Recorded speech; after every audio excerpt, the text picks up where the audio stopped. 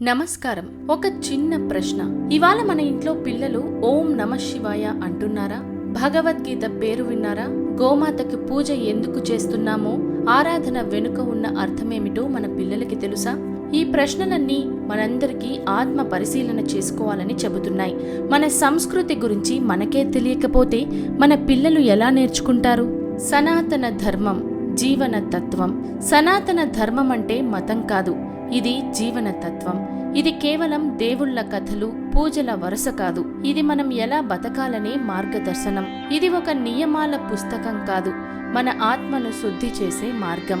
మన జీవితం నైతికంగా, సహజంగా సమాజాన్ని, ప్రకృతిని గౌరవిస్తూ బతికే విధానమే సనాతన ధర్మం. ఈ ధర్మం ప్రకృతి పట్ల ప్రేమను నేర్పుతుంది, జంతువుల పట్ల కరుణను బోధిస్తుంది, ప్రతి మనిషిలో దేవుడిని చూడమంటుంది, పశు, పక్షి, వృక్షం అన్నింటికీ గౌరవం ఇవ్వమంటుంది. ధర్మం అంటే ఏమిటి?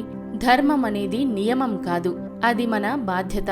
భగవద్గీతలో శ్రీకృష్ణుడు అర్జునుడిని నిలబెట్టి అన్నాడు, కర్మణ్యే వాధికారస్తే మా ఫలేసు కదాచన.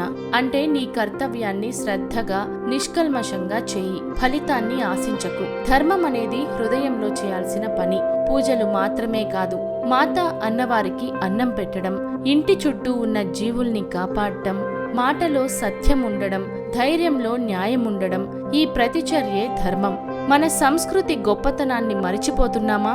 మన పూర్వీకులు వేదాలు, ఉపనిషత్తులు, పురాణాలు, రామాయణం, మహాభారతం వంటి 40,000 గ్రంథాలు రచించారు. వాటిలో సైన్స్ ఉంది, ఆచారాల వెనక కారణముంది, మనశ్శాస్త్రముంది, వైద్యశాస్త్రమూ ఉంది. అయితే వాటిని చదివే బదులు ఇప్పుడు మనం పాశ్చాత్య సంస్కృతి వైపు పరుగెడుతున్నాం. వాళ్ళు మన సంస్కృతిని గౌరవంగా చూస్తున్నారు, మనం మాత్రం దాన్ని విస్మరిస్తున్నాం.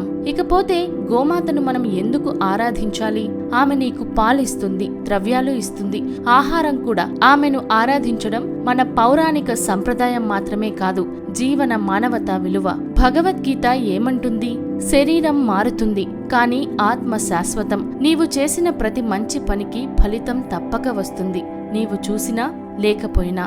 ఎవరో నిన్ను మోసం చేస్తే అది వారి కర్మ, నీవు సహాయం చేస్తే అది నీ ధర్మం. భగవద్గీతలో శ్రీకృష్ణుడు చెప్పిన గమ్యం, నీ కర్మను నువ్వు నమ్ము, దైవాన్ని కాదు, నీ చర్యల్ని నమ్ము. ఇప్పుడు మన బాధ్యత ఏమిటి? మన బిడ్డలకు ధర్మాన్ని నేర్పాలి. వాళ్ళు రాముని బాటలో నడవాలి, శివుడిలా శాంతిగా ఉండాలి, కృష్ణుడిలా తెలివిగా ఉండాలి. ఇంట్లో తల్లిదండ్రులే మొదటి గురువులు. మీరు మీ పిల్లలతో పఠించండి, పూజించండి, సందేహాలు నివృత్తి చేయండి. ఒక చిన్న ప్రవర్తన మార్పే మతానికి, సమాజానికి, దేశానికి మార్గం చూపుతుంది. ఇప్పటికి యువతకి చెప్పవలసిన నిజం, ఈ యుగంలో మతమంటే అసహనం అనుకునేలా చేస్తున్నారు. ఇది కుట్ర, ఇది మానసిక బానిసత్వం. సనాతన ధర్మం అంటే భయం కాదు, సత్యం, క్షమ, శాంతి, ధైర్యం. ఎవరైనా నీ ధర్మాన్ని తక్కువ చేస్తే నువ్వు అర్జునుడిలా నిలబడి భగవద్గీత మాటలు గుర్తుపెట్టుకో. ధర్మ సంస్థాపనార్థాయ సంభవామి యుగే యుగే. అంటే ధర్మాన్ని రక్షించేందుకు నేను ప్రతి యుగంలో అవతరిస్తాను. ఈ యుగంలో భగవంతుడు నీలోనే ఉండాలి. ప్రతి హిందువు గుర్తుంచుకోవాల్సిన విషయాలు: పిల్లలకు సంస్కృతి నేర్పండి, ఇంట్లో నిత్యం పూజను కొనసాగించండి, భారతీయతపై గర్వపడండి, గోమాతకు గౌరవం ఇవ్వండి, భగవద్గీతను చదవండి, వినండి, పిల్లలతో కలిసి ధర్మ పాఠాలు చెప్పండి, సనాతన ధర్మం గురించి సోషల్ మీడియాలో పోస్ట్ చేయండి, మన దేవతలపై అపహాస్యం జరిగితే ప్రశ్నించండి, ఇతరులకు ధర్మం మీద అవగాహన కలిగించండి, మీ జీవితాన్ని ధర్మపథంలో నడపండి. చివరగా, ఈ ప్రపంచం నిన్ను మౌనంగా ఉంచాలనుకుంటుంది, కానీ ధర్మం కోసం మాట్లాడే గలం కావాలి, నీ భయాన్ని అధిగమించే ధైర్యం కావాలి, నీ కర్మను నమ్మే విశ్వాసం కావాలి. ఓం తత్సత్. జై శ్రీరామ్. జై హిందూ ధర్మం. జై సనాతన సంస్కృతి. జై హింద్. ఇలాంటి మరిన్ని వీడియోల కోసం ఈ ఛానల్ని సబ్స్క్రైబ్ చేయండి. ఈ వీడియోను ప్రతి భారతీయుడికి అందేలా షేర్ చేయండి. నమస్కారం.